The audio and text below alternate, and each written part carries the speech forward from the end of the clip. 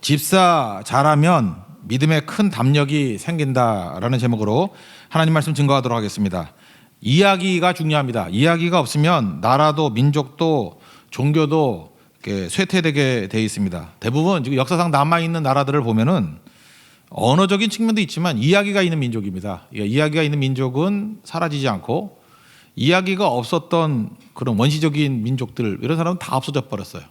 그러니까 그 이야기를 얼마나 국관이 붙드냐에 따라서 그 내용이 달라진다는 거죠. 특별히 유대인들은 이야기를 중요시 여겼습니다. 성경 말씀 이야기 아니에요. 그래서 12살이 되기 전까지는 이론 안 가르치고 그냥 이야기만 반복적으로 가르칩니다. 그래서 예를 들어서 요셉 이야기 한 500번째 듣는데요. 그러면은 아이들이 한 11살, 12살 되면은 자기가 요셉인지 요셉이 자기인지 구분을 못 한대요. 다니엘 이야기를 한 500번 정도 들으면은 맨날 사자골에 들어가 있는 거예요. 그죠? 그래서 내가 사자골에 있는 건지 다니엘이 들어가 있는 건지 모르는. 그러니까 자기 삶의 여러 가지 정황 속에서 이야기 속에 자기를 집어넣으니까 메시지가 살아있는 거죠. 그러니까 잘 기억이 안 나더라도 이야기가 생각이 나잖아. 어떤 상황이 되면 이 상황에서 요셉은 어떻게 했지? 이 상황에서 다니엘은 어떻게 했지? 이 상황에서 삼손이 어떻게 넘어졌지? 이렇게 다 기억이 나는 거예요. 그러니까 이야기가 큰 힘이 있다라는 것입니다. 동양에서는 그래서 중국이 강한 거예요. 중국은 그 고사들이 있잖아요. 많은 역사의 이야기들. 그래서 거의 모든 상황에 그 고사성어 대라면 될 수 있을 정도로 다 이야기들이 풍성한 민족입니다. 우리 민족도 이야기 적지 않아요. 이야기를 많이 품고 있어야 된다는 것입니다. 우리 성도들, 특별히 우리 성경에 이야기가 있잖아요. 이야기를 꼭 품는 그런 시간이 되었으면 좋겠습니다. 그래서 인물 이야기예요. 저 이야기를 많이 우리 가슴속에 품고 있는 이야기가 재산이거든요. 제가 최근에 어떤 사역자한테 그런 얘기를 나눴어요. 설교에 대해서 틀을 짜는 거, 성경을 어떻게 분석하는지 그 훈련을 좀 시켰거든요. 근데 그걸 잘하더라고요. 그래서 그 다음에 제가 얘기를 했어요. 일주일에 하나 내지 2개 정도 정말 좋은 이야기를 발굴하라고. 이야기를 발굴해서 이야기 속에 말씀을 녹여 들어가면 굉장히 전달이 잘 될 거라고. 그러니까 성경 틀을 잡아놓고 그 다음에 이야기 속으로 들어갈 줄 알아야 된다는 것입니다. 그래야 들리죠. 근데 뭐 이야기만 처음부터 들어가면은 틀이 없으니까 헤매는 인생이 될 수밖에 없는데 어떤 틀을 잡아놓고 난 다음에는 반드시 이야기로 접근하는 거 이거 굉장히 중요하다는 것입니다. 오늘 스데반을 이야기로 가슴에 새겼으면 좋겠습니다. 나도 스데반 같이 되기를 원합니다. 그러면 여러분 하나님 앞에 정말 강력해질 수 있다는 것입니다. 스데반은 그 구약에서 제일 존경하는 사람이 모세 아닙니까? 모세와 필적할 만한 사람이다 이렇게 얘기를 해요. 사람들이 보통 배우들한테 그런 얘기를 하잖아요. 아무리 분장을 해도 분장이 안 되는 게 있대요. 그러니까 젊은 사람을 노인으로 분장을 해도 저 젊은 사람이야 라고 구분할 수 있는 게 뭐죠? 눈빛이래요. 눈빛. 눈도 능됩니다. 그래서 젊은 사람을 이렇게 노인으로 분장해 놔도 눈빛을 보면 젊은 사람이야. 저도 보니까 구분하겠더라고요. 그러니까 이게 눈부터 맛이 가는 거예요. 그죠? 예. 저도 맛이 갔겠지 이미. 예. 그런데 그 눈빛을 그 속일 수가 없다라는 거예요. 그런데 그 젊은 사람만 그런 게 아니라 영적으로 살아있는 사람도 눈빛이 살아있는 거죠. 그 눈빛을 못 잊는 거예요. 그 안중근 의사 그 감옥에서 상담했던 그 형사 뭐 검사 이런 사람들이 안중근 의사에 대해서 못 잊는 게 그거예요. 그게 눈빛이래요. 보고 싶어요, 그죠? 뭐 남는 것도 없는데 그 눈빛에 관해서 여러 사람들이 고백을 하더라고요. 그 눈빛이 평화롭고 살아있는 눈빛이라고. 성도들 눈빛이 살아 있어야 된다고 생각합니다. 또 하나 속일 수 없는 게 뭐냐면 얼굴빛이죠. 아무리 화장을 해도 아무리 성형을 해도 겉모양을 멋지게 할 수는 있을지 모르지만 얼굴에 빛이라는 게 있잖아요. 좀 못생겨도 괜찮아요. 얼굴에 빛이 있으면 굉장히 매력이 있어요. 그런데 아무리 봐도 인형 같아요. 그냥 인형이에요. 죽은 인형. 그 인형 소름 끼치죠. 인형을 좋아할 사람이 누가 있어. 사람을 좋아하지. 거기에 얼굴 빛이 죽어 있기 때문에 그렇다는 것입니다. 그런데 구약 성경을 보면은 얼굴 빛이 살아있는 사람, 얼굴에 하나님의 빛이 비치는 사람이 있다라고 얘기하지 않습니까? 그게 출애굽기 34장에 나오는 모세 아니에요. 하나님의 산에 올라가서 하나님과 교제하고 내려오니까 얼굴에서 광채가 났다. 광채가 나서 그걸 케렌 그러는데 이 광채라는 뜻이거든요. 케렌, 광채. 근데 그 불가타라는 그 라틴어 번역본에서 카란으로 번역을 잘못했어요. 카라는 뿔이거든요. 뿔. 히브리는 그 모음이 없다 그랬잖아요. 그래서 케렌으로 읽을 수도 있고 카란으로 읽을 수도 있는데 그 문맥으로 보면 얼굴에 광채가 있다가 맞지. 근데 이거 번역을 잘못해가지고 뿔이라고 번역을 해서 미켈란젤로의 그 모세상 보면은 머리에 맞박에 뿔이 있어요. 뿔이. 우리 반주하는 어떤 자매도 보니까 이마에 뿔이 생겼더라고. 나 부부싸움한 줄 알았어요. 그때 어디 빡치기를 했대. 그래서 뭐 더덕보자 뿔이 생겼더라고. 그래서 제가 그랬죠. 그게 카란이라고. 뿔, 카란. 근데 원래 이 똑같은 그 단어로 자원밖에 없기 때문에 사실은 광채가 맞는 거죠. 광채. 그죠? 얼굴에 광채가 났다는 것입니다. 그런데 모세에 필적할 만한 사람이 누구냐? 그게 신약의 스데반이에요. 스데반의 얼굴에 빛이 났다 그러잖아요. 뭐라 그럽니까? 15절에 다 같이겠습니다. 시작. 공회 중에 앉은 사람들이 다 스데반을 주목하여 보니 그 얼굴이 천사의 얼굴과 같더라. 그러니까 뭐예요? 천사 얼굴이 뭐예요? 빛이 났다 그런 얘기죠. 하나님의 빛이 그 안에 있더라는 거죠. 여러분 천사의 얼굴이 되기를 원합니다. 이제 하나님의 빛이 비치기를 원합니다. 그 찬송가에도 그런 거 있잖아요. 내 영혼의 햇빛 비치니, 그죠? 428장인가? 거기 주님의 햇빛 비춰주면, 영혼의 빛을 비춰주시면 우리 얼굴도 빛나게 된다는 거예요. 그래서 예배 시작과 예배 마지막에 우리 얼굴이 달라지게 된다. 이게 스데반이에요. 그 스데반에서 기억나는 건 뭐죠? 얼굴빛이 천사의 얼굴이 되더라. 하나님의 빛이 임하더라. 모세 얼굴빛에 광채가 있더라. 우리 인생에도 광채가 있는 인생이 되길 바랍니다. 이름만 광채된다고 광채가 아니고요. 사광채가 있는데 진짜 얼굴에 광채가 있어야죠. 그죠? 광채를 히브리 말로 뭐라 그래요? 케렌, 그죠? 케렌이라고. 잘못되면 게 뿔이 돼 버려요, 그죠? 카란, 그럼 뿔이 돼 버린다고. 하나님 앞에서 이런 얼굴 빛이 있는 하나님의 종 되기를 바랍니다. 이 성경은 스데반에 대해서 세 가지로 지금 묘사를 하고 있는 것 같아요. 우리도 여기 집사님들 많이 계시죠? 스데반 집사님 같은 사람이 되기를 원합니다. 이게 됐으면 좋겠어요.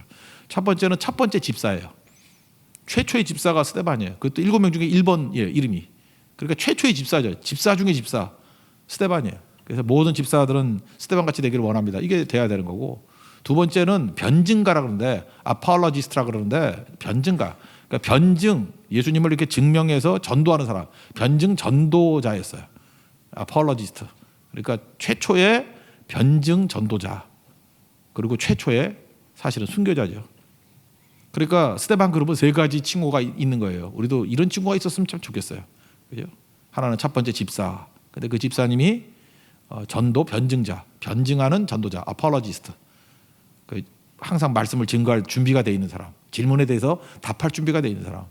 그리고 마지막으로는 순교자, 십자가의 길을 걷고 순교자의 삶을 사는 사람. 찬송 불렀죠? 그런 분이었다라는 거예요. 그러니까 스데반 같은 사람이 되면 교회가 변화되겠죠. 교회가 뒤집히겠죠. 그리고 많은 집사님들 계시고, 또 이번에 안수 집사님도 세우고 권사님도 세우는데, 성경에는 권사가 없어요. 이제 권사를 굳이 말한다 그러면 그냥 뭐 안수 집사 정도로 봐야 되겠죠. 안수 받으니까요. 하나님 앞에서 그런 좋은 집사님들, 이런 좋은 집사님들이 되었으면 좋겠다는 생각을 갖습니다. 세 가지 한번 살펴보겠습니다. 첫째는 최초의 집사입니다. 우리는 초대교회로 돌아가자 이런 슬로건이 있죠. 뭐 걸핏하면 잘 안 되면은 처음으로 돌아가자, 그죠? 처음으로 돌아가자. 그래서 back to basic 또는 뭐 back to 뭐라 그러죠? 오리지널 뭐 이렇게 처음으로 가자. 처음 교회로 가자. 왜 처음이 좋다고 생각하니까. 왜 그러냐면 아름다운 미담이 많이 있잖아요. 사도행전 4장 32절 같은 데 보니까 믿는 무리가 하나가 교회잖아요. 한 마음, 한 뜻이 되어서 하나 됐죠. 모든 물건을 서로 통용하여 욕심이 없었어요. 욕망이 없어서 자기 재물을 조금이라도 자기 것이라고 하는 이가 하나도 없더라. 이거 읽기만 해도 막 가슴이 설레지 않아요? 어떻게 이런 교회가 다 있나? 그죠? 어마어마하다.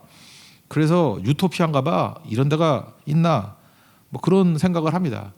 근데 이거 잠깐 이루고 그 다음부터 싸우잖아요. 이런 교회 없어요. 그러니까 너무 그 초대교회 그런 거 생각하지 말라고요. 인간이 모인 곳에 분쟁이 있고 갈등이 있고 그런 거지. 어떻게 완전한 게 있겠어요? 그러니까 이것도 그래요. 제가 얘기했잖아요. 사람이 완전한 사람 없다고. 노아도 죄인이고 다 넘어진다니까요. 그 존경받는 어떤 스님도 뭐 넘어졌다 그랬잖아. 그죠? 무소유가 아니라 후울소유라고 뭐 그런 얘기 했잖아요. 내려놓은 건 머리카락밖에 없다고 그렇잖아요. 우리가 무슨 일이 아니야. 뭐 비난하려고 그런 게 아니고 우리 다 마찬가지라니까요. 그러니까 사람에 대해서 너무 기대 갖지 말듯이 인간 교회가 가지고 있는 완전성, 이거 너무 기대하면 안 된다는 거예요. 교회는 어떤 곳입니까? 병자가 모인 곳이고, 교회는 어떤 곳이에요? 죄인들이 모인 곳인데 어떻게 완전할 수 있겠어요? 새신자들을 날마다 전도해 오잖아요. 근데 어떻게 완전할 수 있겠냐고요? 변화되는 과정에 있는 것이 교회지. 그러니까 교회는 완전할 수 없고, 완전하면 새로운 사람이 유입이 안 된다는 얘기가 똑같은 거 아닙니까? 전도 안 된다는 얘기가 똑같은 거 아니에요? 재생산이 이루어지지 않는다는 거 똑같은지 알아요? 어른들만 살면 깨끗은 하겠지. 안 움직이니까. 예를 들어서 남자도 병들어서 누워있고 여자도 병들어서 누워있어. 그럼 집은 깨끗하겠지. 안 움직이니까. 그게 깨끗한 거예요, 그게? 그게 공동부재 같은 게 집이지. 근데 애가 태어나봐요. 애들 태어나면 애 둘 좀 태어나면 집이 난장판이잖아요. 신방을 못 가져요. 신방을 앉을 데가 없어가지고. 그죠? 신방 갔다가 뭐 어디 화장실이라고 잘못 열었더니 무슨 뭐 온 무더기가 쏟아져가지고 내가 거의 깔려 죽는 줄 알았어 지난번에. 그러니까 정리도 못해요. 정리도. 그죠? 그래서 신방 못 받아요. 그래서 제가 애들 많은 집은 신방 가기가 너무 두려워요. 문 대신 열라 그래요. 한번 당했기 때문에. 그죠? 그렇게 정신이 없죠. 교회도 마찬가지예요. 깐난아기들이 태어나고 하면은 정신 없는 게 교회겠죠. 그러니까 초대교회로 돌아가자. 이게 이상행이 될 수 없다라는 것입니다. 초대교회 문제가 생겼죠. 왜 문제가 생겼죠? 무서운 속도로 부흥했기 때문에 그래요. 숫자가 엄청나게 늘어나니까 이게 지금 어떤 훈련이나 조직이 따라갈 수가 없잖아요. 사람이 몰려드니까 어떻게 자기도 처음 경험하는 거잖아요. 처음 경험하는 거. 이거 어떻게 해야 될지 모르잖아요. 그러다 보니까 굳이 하는데도 문제가 생기고 뭐 삐걱삐걱하게 되더라는 것입니다. 이건 자연스러운 거죠. 그럴 때 우리가 해야 될 일이 뭐예요? 지혜가 뭐예요? 문제를 풀어야죠. 존재의 용기를 가지고 부딪히면서 풀어나가면 되죠. 푸는 과정 속에서 하나님께서 은혜도 주시고 지혜도 주신다라는 것입니다. 겉으로 아무 문제 없다. 그 문제 없는 거죠. 부부가 한 번도 싸운 적이 없다. 그러면 그 부부가 이상한 부부죠. 쇼 윈도우 부부라는 거 들어봤어요? 방송에 나오면 맨날 뭐 사랑해요, 뭐 어째요, 그리고 뭐 인고 너는 인기고 나는 꼬 뭐 이런다고. 웃기고 앉았네, 그죠? 나중에 보면 다 헤어졌다 그러고 뭐 문제 있다 그러고 그래요. 뭐 이렇게 카톡 프로필 같은데 보면은 뭐 남편을 갖다가 막 아주 그냥 간지럽게 써놓은 부부 있죠. 그게 생각보다 가까운 부부 아니에요. 뭐가 문제가 있는 거지. 진짜 사랑하면 말 안 해요. 당연한 걸 왜 얘기해? 그런 거 안 한다고. 그러니까 교회도 마찬가지라고요. 이렇게 부딪히면서 깊어지는 거예요. 그러니까 서로 관심 갖다 보면 부딪히는 거죠. 그래서 교회 와서 나는 아무런 사랑과의 뭐 갈등도 없어. 그 얘기는 교제 안 했다는 얘기하고 똑같은 거지. 사랑해 보세요. 사랑하면 아프지 않아요? 사랑은 아픈 거예요. 그 막내 같은 애들이 보면 사랑하니까 아프잖아. 왜냐하면 이게 늙어서 났는데 날마다 날짜 계산해. 아이고 내가 환갑일 때 9살이네 이러고. 너무 차였나? 환갑일 때 14살이네 뭐 이렇게. 이런 애들이 결혼하면 환갑 때 14살 되는 거지. 웃지 말라고 니네 얘기야, 니네 얘기. 그러니까 애들 쳐다만 봐도 불쌍한 거죠. 그죠? 이게 어떻게 먹여 살리나. 이러다가 환갑에 뭐 이렇게 병이라도 나가면 얘네들 뭐로 사나 뭐. 그러니까 뭔가 망상이 다 있는 거라고. 이거 사랑하면 아픈 거예요. 그럼 사랑 안 할 거예요? 그러면 사랑 안 할 거야? 그냥 대충 살 거예요? 혼자서 외롭게? 그건 아니잖아요. 그러니까 존재에 이런 용기가 있어야죠. 부딪힐 줄 알아야 되고 그러는 거라고. 초대교회 숫자가 많이 늘어났습니다. 그러니까 문제가 생기죠. 구제부터 문제가 생겼어. 이게 원래 가라앉으면 안 되는데 주류는 누구겠어요? 히브리파가 주류인데 히브리파가 숫자가 많다고 자기들끼리 다 해먹는다 이렇게 불만을 가진 거예요. 오해인지 진짜인지 모르겠어요. 헬라파 가부들이. 그래서 다툼이 일어났습니다. 그럴 때 해결책이 뭐예요? 야, 이거 다툼이 있는 거 이거 영적인 문제가 있다라고 생각해서 우리는 말씀 지켜놓고 이렇게 접대하는 것만 열심히 해가지고 되겠냐? 그래서 사도들이 뭐라 그래? 기도하는 일과 말씀 사역에 힘쓴다. 그리고 7 집사님들 세우잖아요. 그게 해결책이잖아요. 근데 7 집사님 세울 때 그 핵심이 뭐죠? 7명의 이름을 보니까 100% 다 헬라파 크리스찬이에요. 그러니까 헬라파들이 불만을 가지니까 어떻게 한 거예요? 헬라파 니네가 집사가 돼가지고 처리해 이렇게 했다고요. 와, 멋있죠. 난 여기서 헬라파가 멋있는 게 아니라 히브리파 크리스찬들이 멋있었어요. 야, 이거 대단한 사람들이네. 희생하면 주도권 잡거든요. 희생하고 니네가 다 해. 할 말 없죠. 갈등 해소예요. 다수니까 뭐 6대 4로 하자는 7대 3으로 하자는 거 갈등 끝나지 않아요. 여러분 하나님께 압도적인 은혜를 받아가지고 그냥 넘겨주세요. 제가 환전 얘기 맨날 하잖아요. 세 사람이 $10 환전하면 3.3이잖아요. 다툼이잖아요. 신경전 버리고 내가 $3 가진다. 희생하고 가위바위보에서 이긴 사람 3, $4 가져. 그럼 해결돼요. 그래도 가위바위보 늦게 냈다고 막 싸우고 그러면 내가 $2, $4 가져. 완전 해결돼요. 그리고 주도권 잡는 거죠. 히브리파 사람들이 이런 모습이었어요. 갈등이 일어났다. 아, 이거 잘못이다. 이게 교회 모습 아니야. 처리 어떻게 할까? 그래, 7명의 집사 다 헬라파로 세울 테니까 니네들이 처리해. 너무 멋있죠? 그랬더니 그 다음에 또 더 큰 부흥이 일어났다 그러잖아요. 저는 이런 의사결정을 내리는 교회가 돼야 된다고 생각합니다. 나를 위해서 나를 주장하는 게 아니라 이게 십자가의 일이고 순교자의 삶이죠. 이렇게 죽는 거. 그러니까 헬라파 이 집사들이 여기 보세요. 이게 쪼잔한 일에는 안 죽고 여기서 감명받았죠. 히브리파 크리스찬들이 대단하구나. 나도 그러고 살아야지. 그래서 스데반은 순교하고 빌립 집사는 사마리아 가가지고 말씀 증거하고 집사가요. 오히려 전도자보다 더한 일들 하잖아요. 그리고 계속 하는 일이 뭐예요? 또 보고 배운 거죠. 좋은 영향 받은 거죠. 해운대 그 쓰레기 줍는 외국인 그거에 자극받아서 같이 하듯이 계속 좋은 자극만 받아가지고 다른 데 가서 더 헌신하고 희생하고 그런 모습들이 이어지고 있더라는 것입니다. 이게 초대교회예요. 너무너무 중요한 거죠. 제일 먼저 나오는 이름이 스데반인데 그리고 리더십도 있었다는 거죠. 리더십도. 그리고 이런 거 좀 읽어봐야 돼요. 그러니까 뭘 읽어봐야 되냐 하면은 이름 있잖아요. 이름이 좀 헷갈리더라도 읽어야 돼요. 여러분 그 창세기 같은 데 보면 뭐 이름 이상한 거 막 나오잖아요. 그 눈으로 대충 넘어가고 뭐 이렇게 그러면 안 되고 발음을 정확히 해보세요. 발음을. 그래야 치매 안 걸려요. 그거 눈으로 보던 사람 다 치매 걸렸어. 그러니까 계속 읽으라고 발음이 될 때까지. 그죠? 그래서 또박. 다음 주일은 치매 예방 설교입니다. 그러니까 다 읽을 거예요, 그거. 예, 읽고 그러면 회복이 된다. 여기도 이 발음 쉽지 않은데 이게 다 이름 들어보면 알잖아요. 이게 그리스 이름이야, 그리스 이름. 그리스 이름이라고. 5절 한번 5절 6절 읽어볼까요? 시작. 온 무리가 이 말을 기뻐하여 믿음과 성령이 충만한 사람 스데반과 또 빌립과 브로고로와 니가노로와 디몬과 바메나와 유대교에 있게 했던 안디옥 사람 니골라를 택하여 사도들 앞에 세우니 사도들이 기도하고 그들에게 안수하니라. 그러니까 이렇게 해서 세워진 집사님입니다. 이게 구제사역 잘하라고 세운 집사님도 성령과 믿음이 충만하고 그래요. 성령과 지혜가 있고 칭찬받는 자고 3절 같은 데는. 그러니까 이런 집사님들 세우면 얼마나 좋겠습니까? 그러니까 집사님들은 뭐 하는 거예요? 섬기는 거예요. 섬기는 거. 그 집사님들의 능력은 어디에 있어요? 희생하는 것만큼 강력해지는 거예요. 자기를 주장하는 게 아니고 그러니까 뭐 속된 말로 몸으로 때우는 거예요. 뭐 그렇게 문제가 돼서 눈치 보고 그러면 진짜 집사는 누구예요? 그래 내가 하지. 그게 집사예요. 그죠? 뭐 이렇게 누가 눈치 보고 할 때 좋은 거 네가 다 가져. 굳은 거 내가 다 할게. 멸시천대 십자가는 제가 지고 가오리다. 그게 집사예요. 그럼 무섭죠. 이런 사람들이 뭐예요? 성령과 지혜가 충만하고 그죠? 하나님께서 능력 주시는 자다. 그런 얘기라는 것입니다. 집사의 자격을 한번 볼까요? 자격. 이거 한번 찾아봅시다. 디모데전서 3장 8절부터 13절인데 찾아보세요. 디모데전서 3장 8절부터 13절. 빨리 찾아요. 난 찾았으니까 안 찾을래. 빨리 찾아요. 여기 원고에 다 있어. 빨리 찾아요.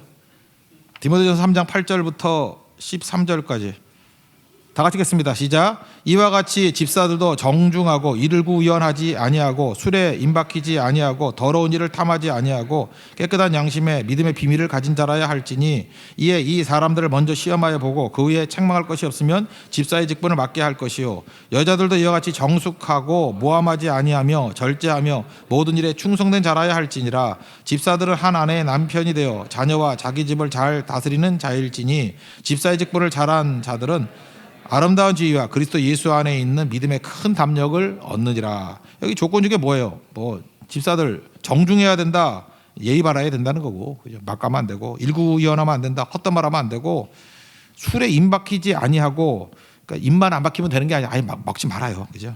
예, 그런 거고 더러운 일을 탐하지 아니하고 이익 때문에 사는 것이 아니고 깨끗한 양심과 믿음의 비밀을 가진 자다. 이런 조건 5가지.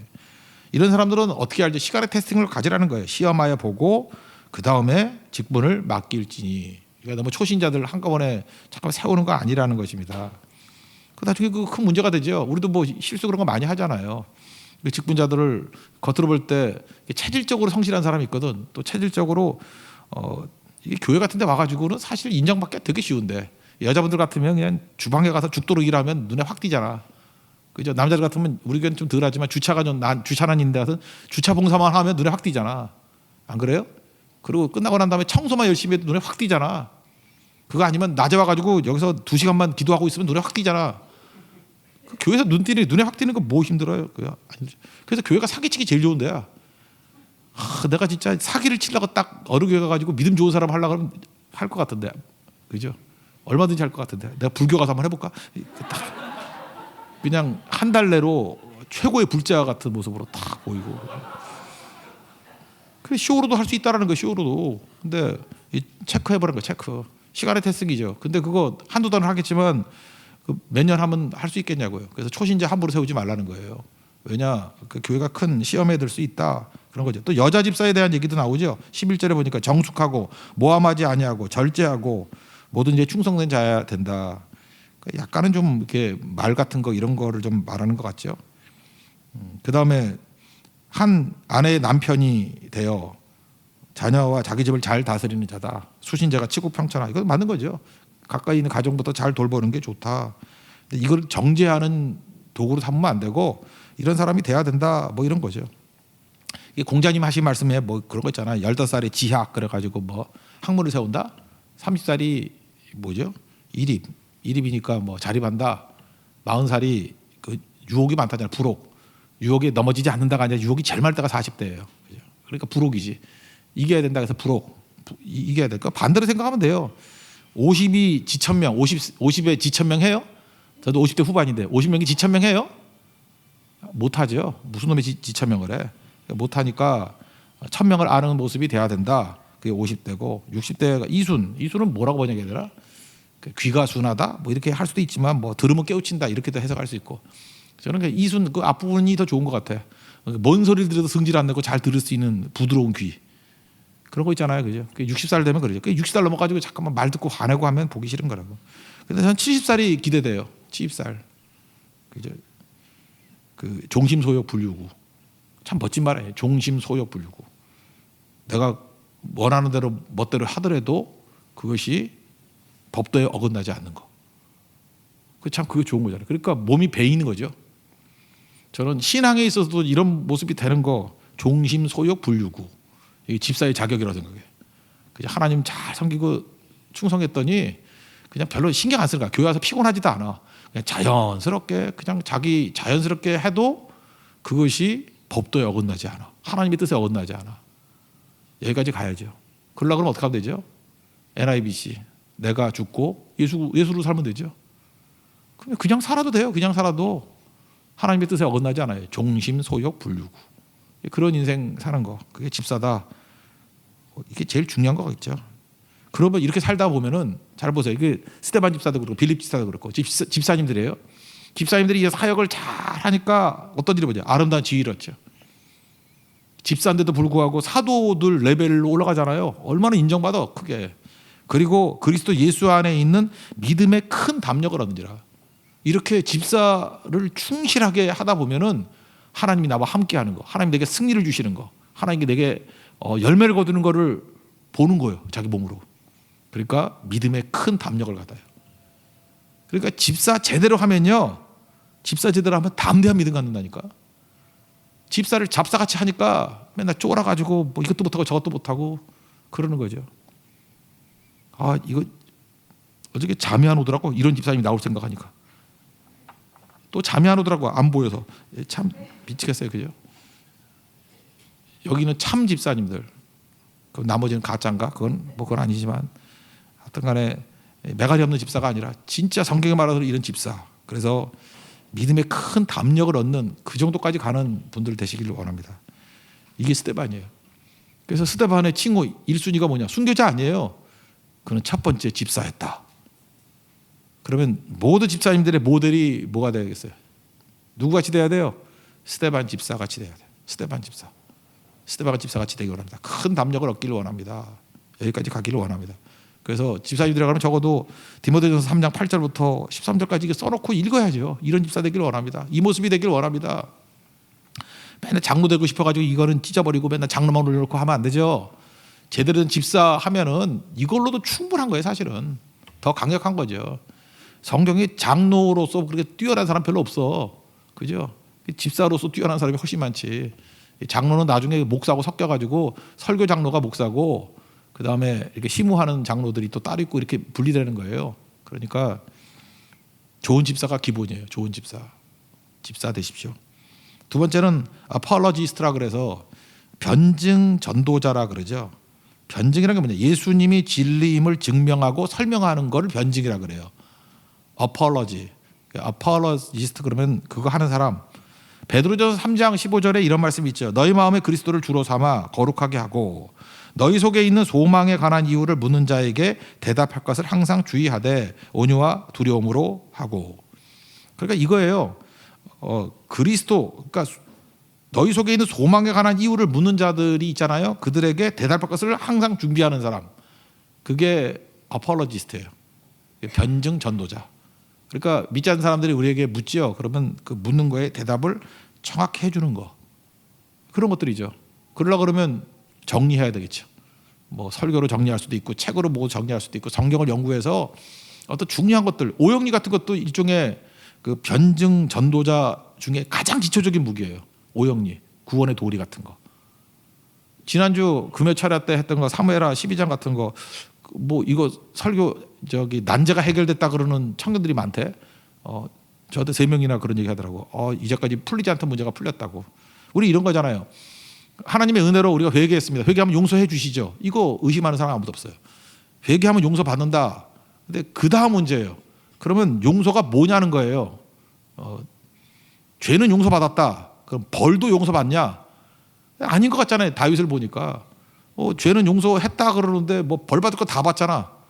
그렇지 않아요? 뭐 칼이 니네 집 떠나지 않는다 그랬더니 1번도 죽고 3번도 죽고 아들 2번 마지막에 또 죽고 칼이 떠나지 않대 지들끼리. 그죠? 암논, 압살롬, 아도니아 뭐 난리치잖아요. 그다음에 네가 여자 건드렸으니까 백주 대낮에 네 아내들 건드릴 거다.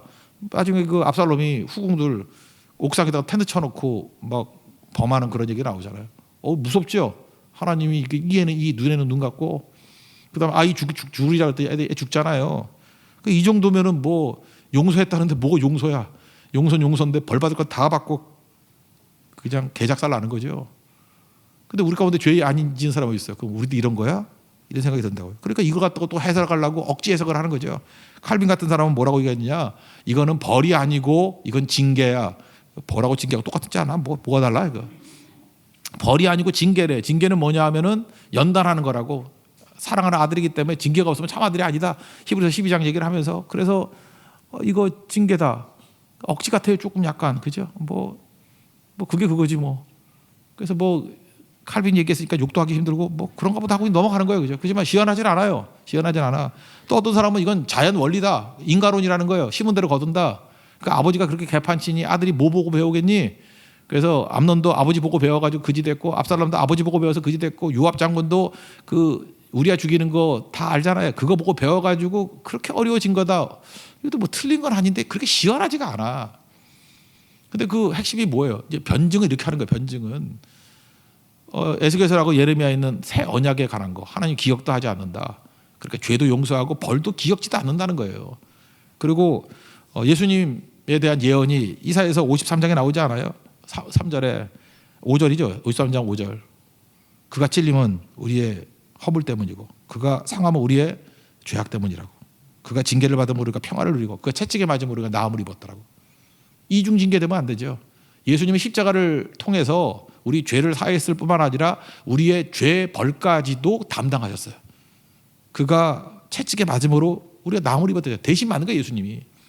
또 우리가 맞아야 된다고 생각하는 것은 뭐죠? 그건 이중 징계잖아요. 그러니까 마귀가 우리를 속이는 거예요. 뭘 속이죠? 너는 죄는 용서받았지만 이제 벌이 남았어. 용서받았지만 벌은 다 받아야 돼. 이게 캐톨릭 교리거든요. 그래서 그 연옥교리 만들어 놓고 면죄부 팔아먹고 하는 그런 거예요. 사람 다 쫄게 만들고. 그 율법주의가 캐톨릭이에요. 그거 알아요? 그러니까 복음이 아니죠. 그게 복된 소식이 아니잖아요.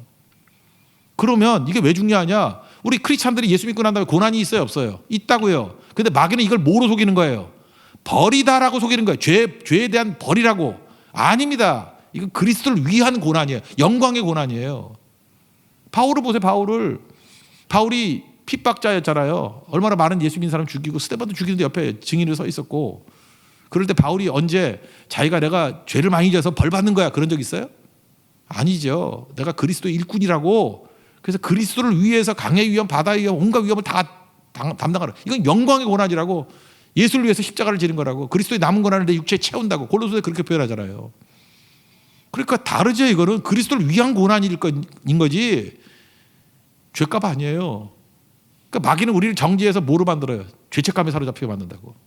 그래서 예수 믿음에도 불구하고 맨날 부들부들 떨면서 죄책감. 그 뭐 애들도 보면 죄책감이야. 나 때문에 뭐 네가 어려움 당하고.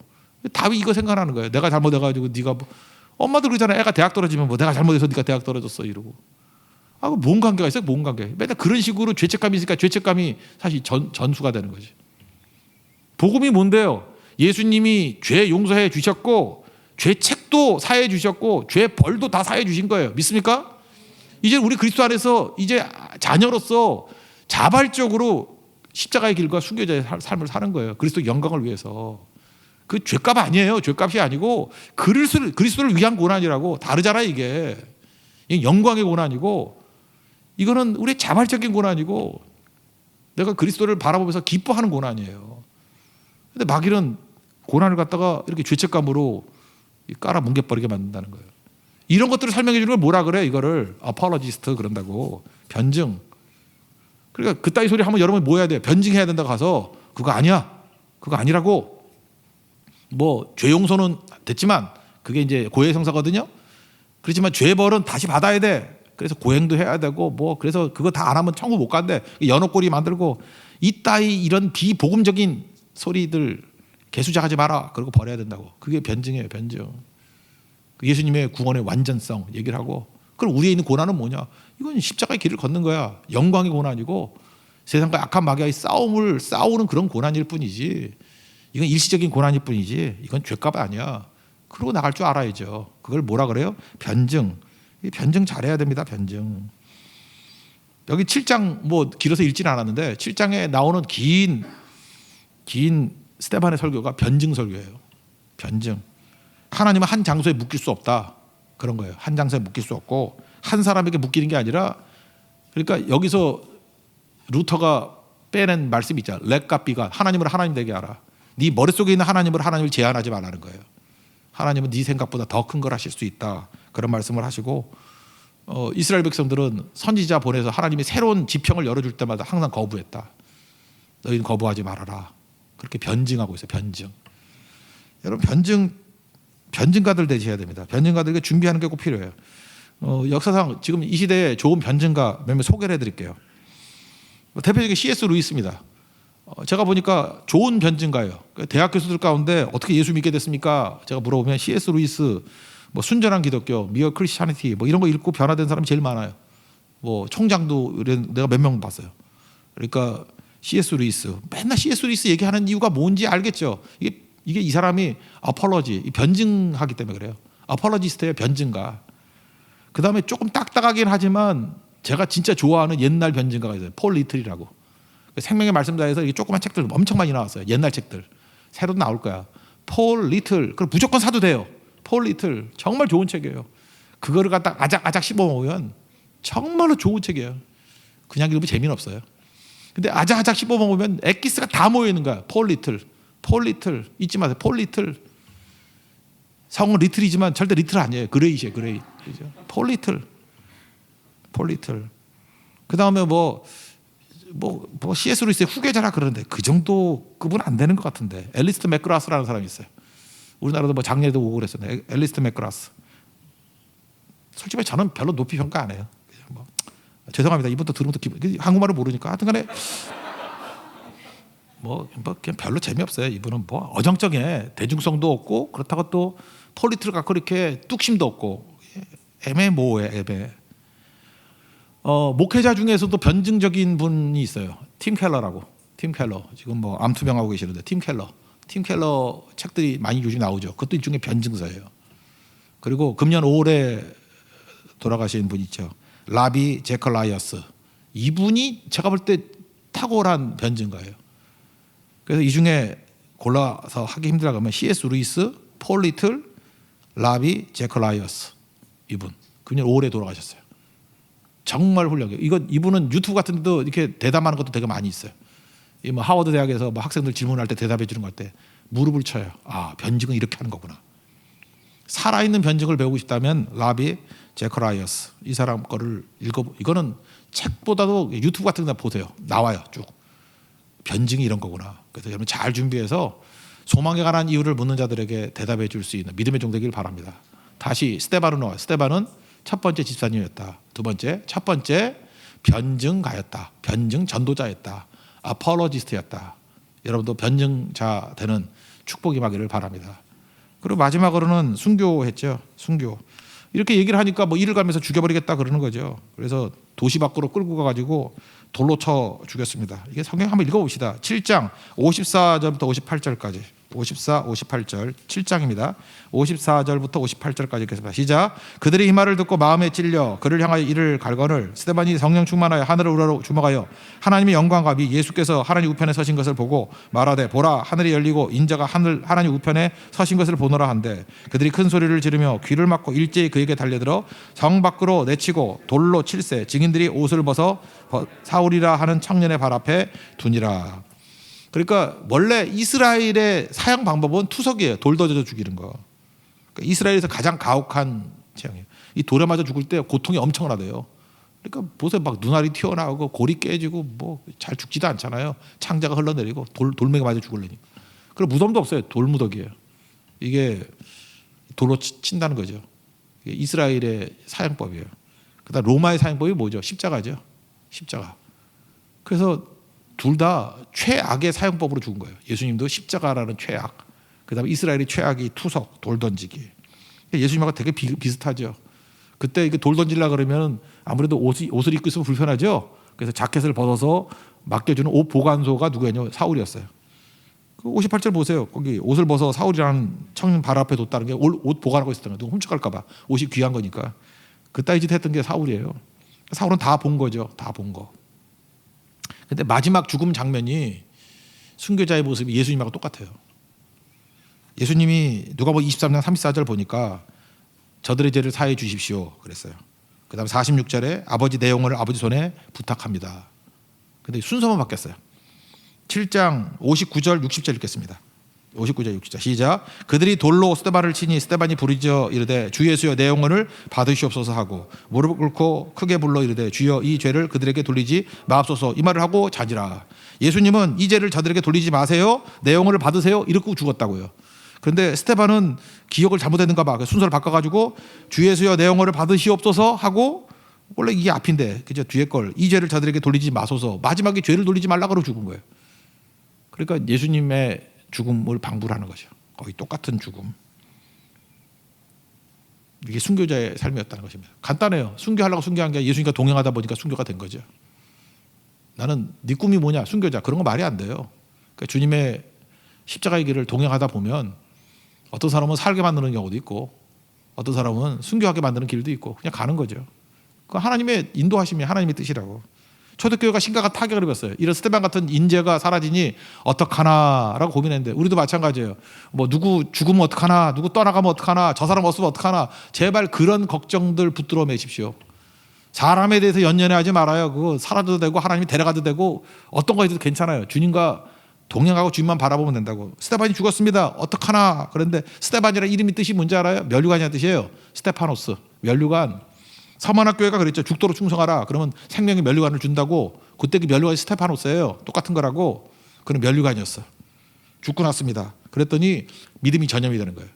사도행전 8장 2절을 보니까요. 경건한 사람들이 스데반을 장사하기 위하여 크게 울더라.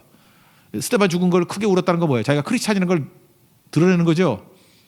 담대함이 생겼어요. 담대함이.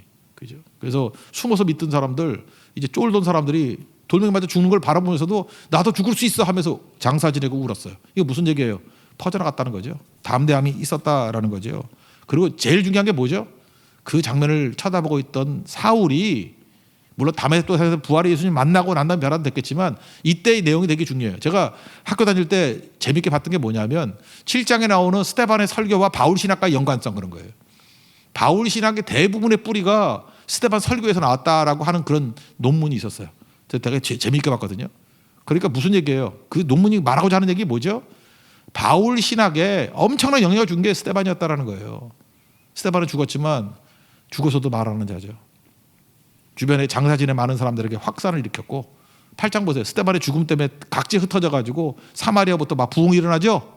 스데반의 죽음이 오히려 유익했죠. 교회에 있어서는 그게 하나님의 불길을 퍼뜨리게 만드는 힘이 됐다고. 하나님 절대 손해보는 짓 안 합니다. 그죠? 이게 다 살리는 길이라는 거예요.